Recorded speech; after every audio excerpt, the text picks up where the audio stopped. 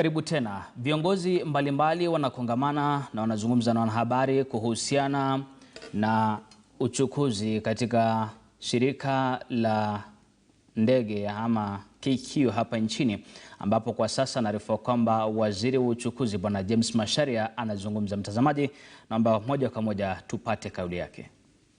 Region. Let us continue working together to achieve our long-term objective of strengthening Nairobi's position as a regional air transportation hub. And before we go to the next stage of handing over this praetor to my colleague, the CS for Industry, Trade and Enterprise Development, let me say one or two things. First, you may not know the impact this initiative is going to create. It is not just a commercial venture. It is a venture which you bring foreign exchange to this country.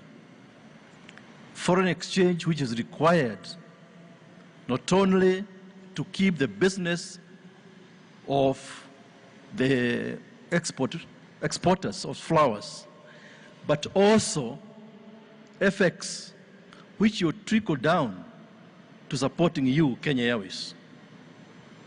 And so we have to look at the bigger picture, because sometimes when we approve certain freighters from other airlines to come here and collect exports, sometimes people complain, they say, why don't you give that business to KQ? And of course, KQ would like to utilize the entire capacity which they have, but they are limited. And like was requested, we shall make sure we enhance that capacity. In the meantime, we need to find the exports going to those export markets where Tom Omolo and Benson Ogutu are going. That is the cash which will help us as an economy. So we must have a bigger picture when you look at these matters. Let me also say this, because the MD of Kenya Airports did not mention it. We are using this opportunity, call it opportunity, when there is COVID and when numbers are down, to rehabilitate and upscale our main facility at Jomo Kenyatta Airport. Many of you who have been there have seen that we are actually upscaling, uplifting, facelifting Terminal B, C, and D to make sure they get to international standards. This is what you entrench our position as a key hub in East Africa. And then finally, let me say this, because this has been very topical. There has been the issue of finalizing the aviation bill. The aviation bill, which is currently in Parliament. This bill is extremely important for us, because what it does is it just consolidates all the aviation assets which we have. To be able to compete globally, you need to consolidate your aviation assets. So we get Kenya Airways on one side, we get Kenya Airports on the other side, and they merge their synergies to make sure they produce a better outcome. So I'm very keen. Parliament opens tomorrow, and I can tell you that's one of the top agenda items for Parliament when it opens tomorrow, to make sure we can conclude this bill.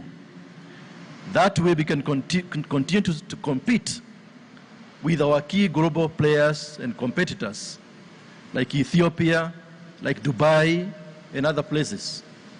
And so, when you hear this bill coming through, it is for the good of this country, because you've seen a lot of countries are suffering globally.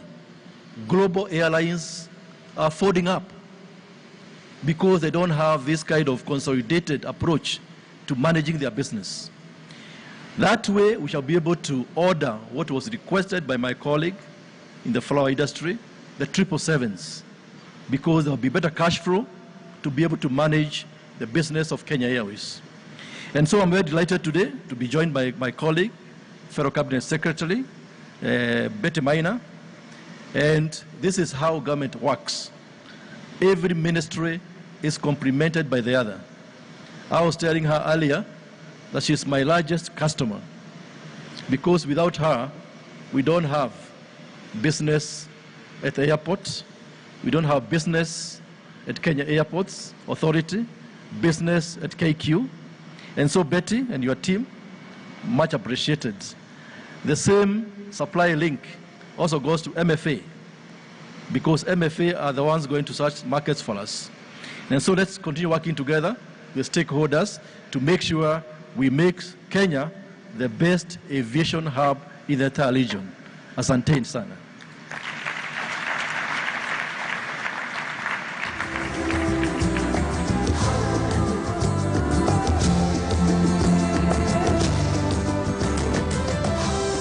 Tumpeni makofi tafadhali.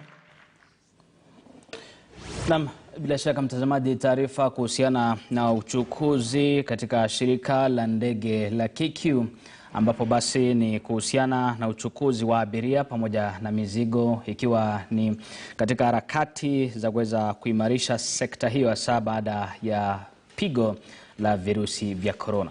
Viongozi mbalimbali wamekashifu ubomoaji uliofanywa eneo la Kibos, kaunti ya Kisumu usiku wa kuamkia Jumamosi, uliowaacha wingi bila